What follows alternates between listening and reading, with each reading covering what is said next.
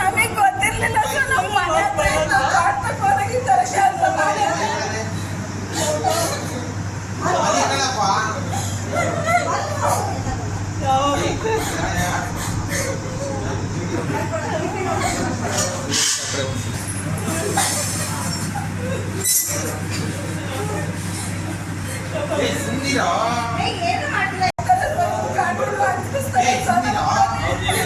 ನಮಗೆ ಗೊತ್ತಿರ್ಲಿಲ್ಲ ಸರ್. ನಮ್ಮ ಮನೆ ಹತ್ರ ಇದ್ದು ಕಾಡ್ಬೇಕು ಹೋದಾಗಿದ್ದಾರೆ ಕೆಲಸ ಮಾಡಿ.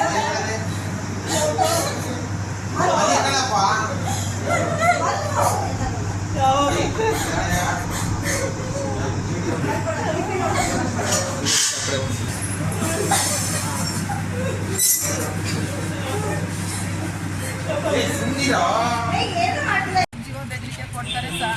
ನಾವು ಇರಂಗಿಲ್ಲ ಸರ್. ಎಲ್ಲವ ಹೊಡಿತೀವಿ ತೆಗಿತೀನಿ, ಹಂಗ್ ಮಾಡ್ತೀವಿ ಅಂತ ಎಲ್ಲವ ಎದುರಿಸ್ತಾರೆ ಸರ್. ನಮ್ಗೆ ಒಬ್ಬನೇ ಮಗ ಸಹ ಇರೋದು. ನಾವೇನು ಮಾಡೋದು ಸರ್?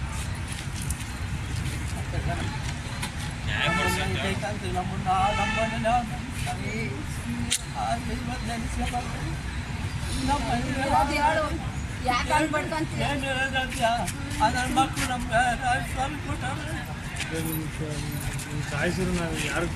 ಸರ್. ನಮ್ಗೆ ಎಲ್ಲ ಗೊತ್ತು, ನಮಗೆ ಕಾನೂನು ಗೊತ್ತು, ಎಲ್ಲ ತಿಳ್ಕೊಂಡಿದ್ವಿ.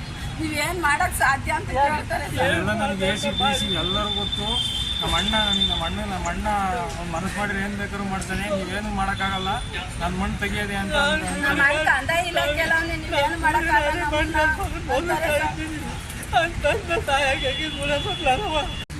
ಪೆದ್ದಳ್ಳಿ ಕಡಬ ಹೋಳಿ ವಿದ್ಯುತ್ ತಾಲೂಕು ತುಮಕೂರು ಡಿಸ್ಟಿಕ್ಕು.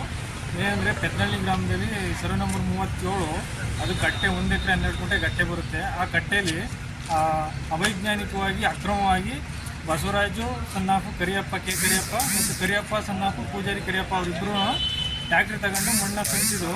ನಾನು ಈ ಮಣ್ಣು ಯಾಕೆ ತುಂಬ್ತಾ ಇದ್ದೀನಿ ಅಂತ ಹೋಗಿ ಅವ್ರನ್ನ ಕೇಳಿ ವೀಡಿಯೋ ಮಾಡ್ಕೊಳೋ ಹೊತ್ತಿಗೆ ಅವ್ರೇನು ಮಾಡಿದ್ರು, ವೀಡಿಯೋ ಫೋನ್ ತೆಗೆದ್ಬಿಟ್ಟು ಕಟ್ಟೆಗೆ ಎಸ್ತು.